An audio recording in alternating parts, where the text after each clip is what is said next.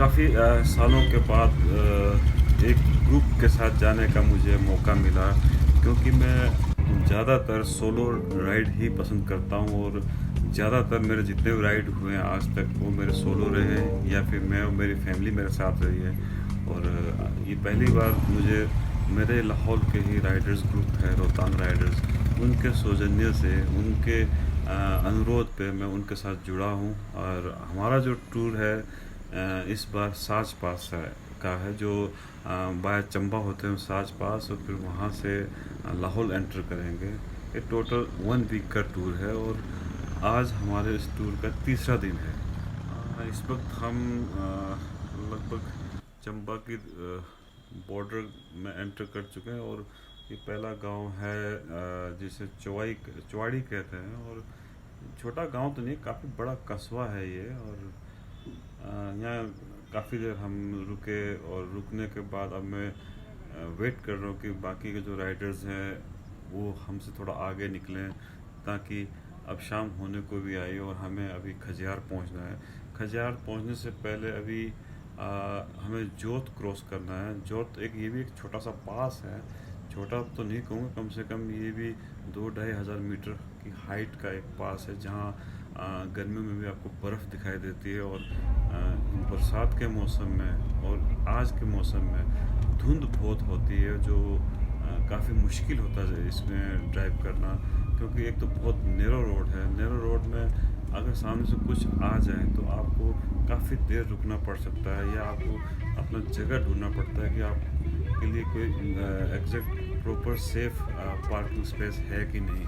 अब देखो धुंध है, और धुंध में विजिबिलिटी भी काफ़ी पुअर है, और मैंने फुल हेडलाइट्स चला रखे हैं, उसके बावजूद भी 50 मीटर से आगे दिखाई नहीं दे रहा है। शाम के इस वक्त लगभग 5:30-6 बजे हैं, और उम्मीद है आज हम खजियार में रुकेंगे, और उसके बाद ही आगे का सफ़र कल करेंगे हम।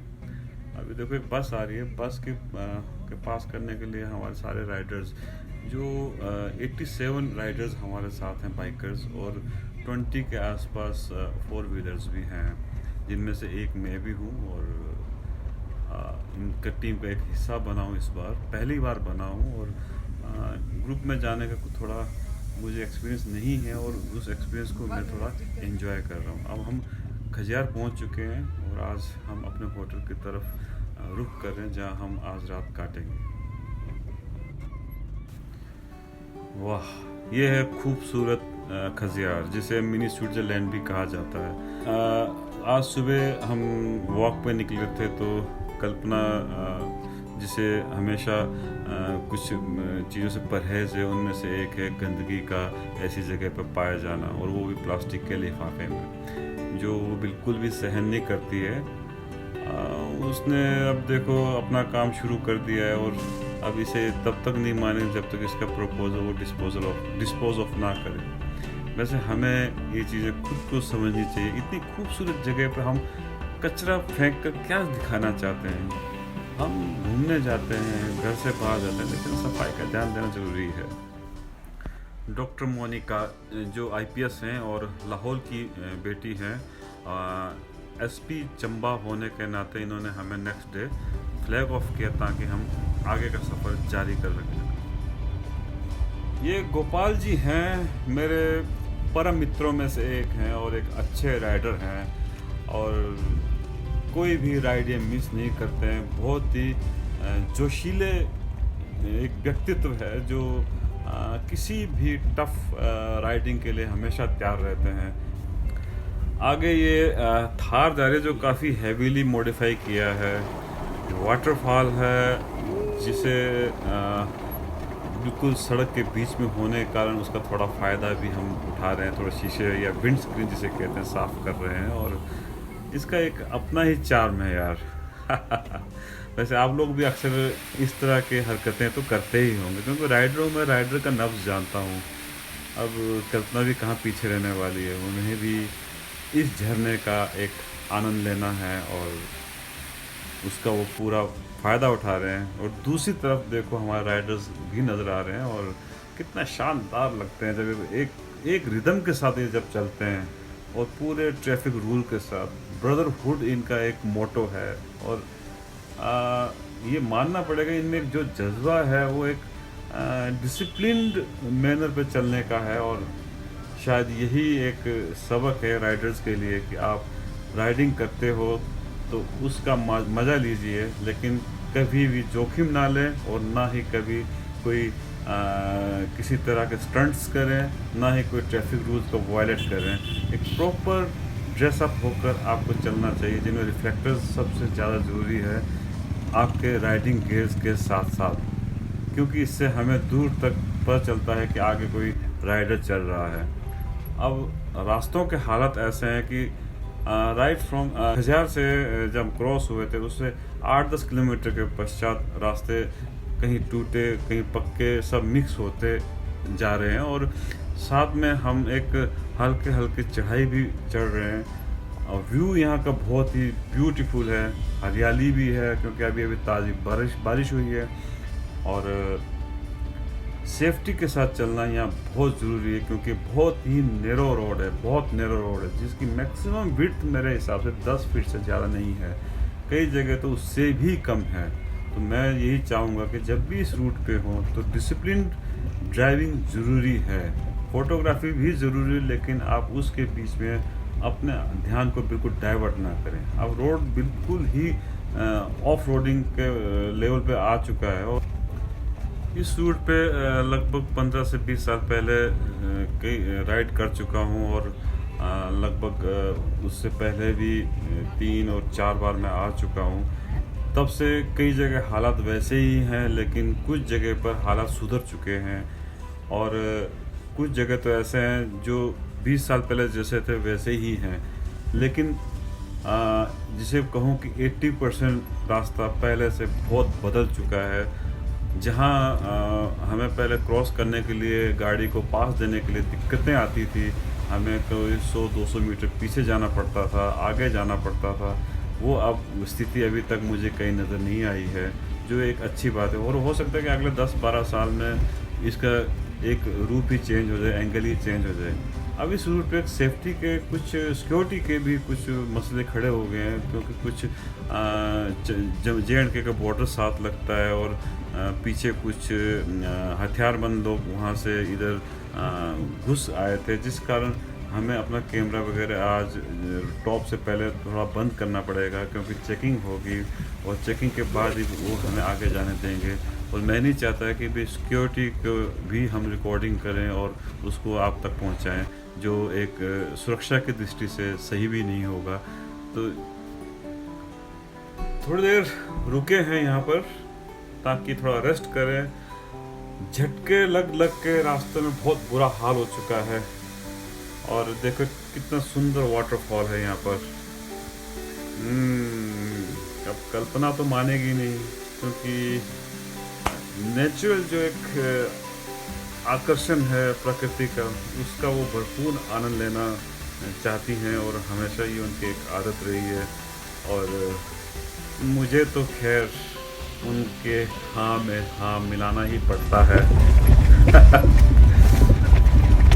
नाउ आफ्टर दैट आप ये देखो रोड के हालत देखो। अब क्लाइंब कर रहे हैं, इसका थोड़ी देर आगे आपको बैरियर आ जाएगा, चेक पोस्ट आएगा, जहाँ चेकिंग होगी हमारी। इवन हमारे जो आँखों की जो पुतलियाँ हैं इसकी भी रिकॉर्डिंग करके वो रिकॉर्ड करते हैं। I don't know security reason से कुछ पहचान आइडेंटिफिकेशन के लिए वो लोग करते हैं, और उस वक्त हम अपना वीडियो बंद कर देंगे और उसके बाद ही हम आपसे मिलेंगे।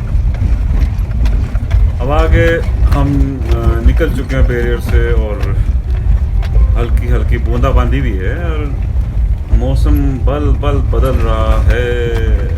वो बाप रे, ये आगे गोपाल जी ही नज़र आ रहे हैं, क्योंकि उनके हेलमेट के लगे स्टिकर से हम पहचान लेते हैं ये गोपाल जी ही हैं, क्योंकि उन्होंने स्टिकर इस ढंग से लगाया है साइड पे जो सैकड़ों में से एक भी राइडर नहीं लगाता होगा, इसलिए वो अपने आप में एक अलग हैं। सॉरी गोपाल। देखो देखो वो पूरा रेस लगा रहे हैं और उनके पास क्लासिक 350 है and he is enjoying the trip.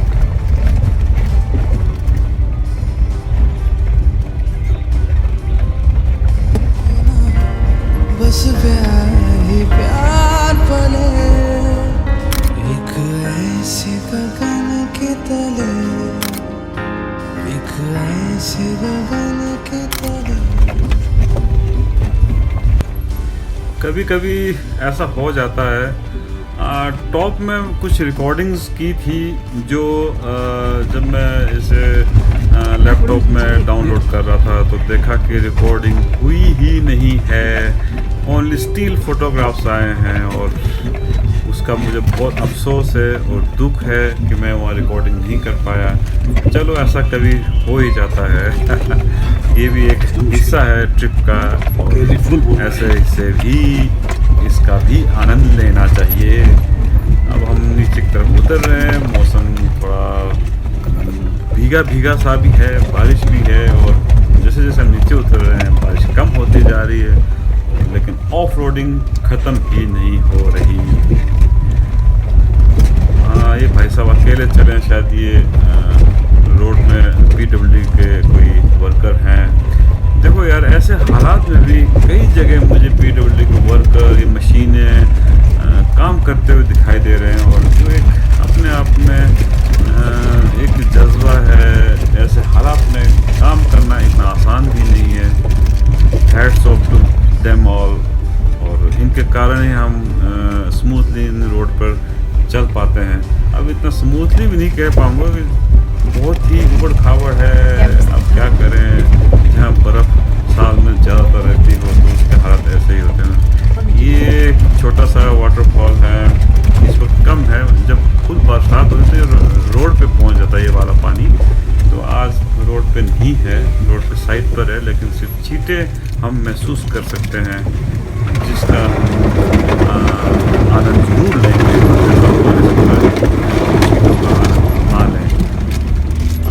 आज हमारा प्लान है सुराल में रुकने का एक प्लान किया है। देखो ये गाड़ी कब गिरी होगी, वैसे ही इसके एक मलबा पड़ा है और काफ़ी ख़तरनाक रोड है। प्लीज़ दोस्तों, यहाँ पर काफ़ी सावधानी से ड्राइव करना और सेफ्टी का बहुत ध्यान रखना पड़ेगा। आज हमारा स्टे का प्लान सुराल है। सुराल पांगी का एक खूबसूरत गांव है जहां खेत हैं, खलियान है और गांव से थोड़ा सा आगे हरियाली से भरा काफ़ी भरपूर मैदान है जहां शायद हम कैंपिंग करेंगे। कोशिश करूंगा कि वहाँ की रिकॉर्डिंग भी मैं आपको दिखा सकूं और रिकॉर्डिंग ना हुआ तो स्टिल फोटोग्राफी मैं अगले वीडियो में ज़रूर डालूंगा, क्योंकि इस वक्त मेरे पास मेमोरी कार्ड भी कम है और इस वक्त यूँ कहो मैं एक उधार की मेमोरी कार्ड पे रिकॉर्डिंग कर रहा हूँ, क्योंकि इतनी उम्मीद नहीं थी कि भी इतना टाइम लग जाएगा और इतने ज़्यादा मेमोरी कार्ड में मैं रिकॉर्डिंग कर लूँगा। अब रिकॉर्डिंग भी होता जा रहा है और हर किलोमीटर हर पर मुझे हर दृश्य नए नज़र आ रहे हैं और अच्छा लग रहा है और रिकॉर्डिंग किए बिना मैं रुक भी नहीं पा रहा हूँ। शायद यही कारण है कि भी मेरे मेमोरी कार्ड देखो 62 GB के थे, दोनों मेरे भर चुके हैं और ये मेरा तीसरा मेमोरी कार्ड है। ये भी ऑलमोस्ट 80% शो कर रहा है। कोशिश करूँगा मैं सुराल जाकर, अगर लाइट हुई तो, क्योंकि लाइट की भी दिक्कत है। वो एक ऐसा गांव बताया गया है जहां अभी तक लाइट नहीं पहुंची है और ये काफ़ी दुख की बात भी है और कभी कभी सोचने को मजबूर भी हो जाता हूं, क्या हम अभी तक इतने पीछे हैं। ये स्ट्रेच बहुत पॉपुलर रहा है। ये स्ट्रेच मतलब अपने डेंजरस टोपोग्राफी के कारण काफ़ी नुकसान भी यहाँ कई बार हो चुका है। सिर्फ 10 फीट का ये चौड़ा रोड है और दोनों तरफ, एक तरफ ऊंची पहाड़ी रॉक है और दूसरी तरफ गहरी खाई है। मतलब कि खाई मैं तो समझता हूँ 300 फीट एक आइडिया लगा रहा हूँ, लेकिन उससे बहुत ज़्यादा ही है क्योंकि नीचे तक कोई नज़र नहीं आ रहा है। यहाँ पैरापेट भी नहीं है साइड पे जो आपकी सेफ्टी कर सके और ऐसे में अगर आप थोड़ी सी भी लापरवाही करोगे तो भैया अगले जन्म में ही मिलेंगे, ये वाली स्थिति हो सकती है। इसलिए प्लीज़ बी केयरफुल और यहाँ बिल्कुल भी रैश ड्राइविंग ना करें। फोटोग्राफी ज़रूर करें, लेकिन सेल्फी लेते वक्त ध्यान दें कि कोने पे बिल्कुल ना जाए, कि सड़क के किनारे ना जाएं, क्योंकि एक बिल्कुल सीधी खाई है, बिल्कुल सीधी खाई है। थोड़ी सी भी लापरवाही हो तो आदमी सीधा नीचे जाएगा और उसको ढूंढना इतना आसान भी नहीं होगा, वो कई दिन भी लग सकते हैं। इसलिए please please please take care.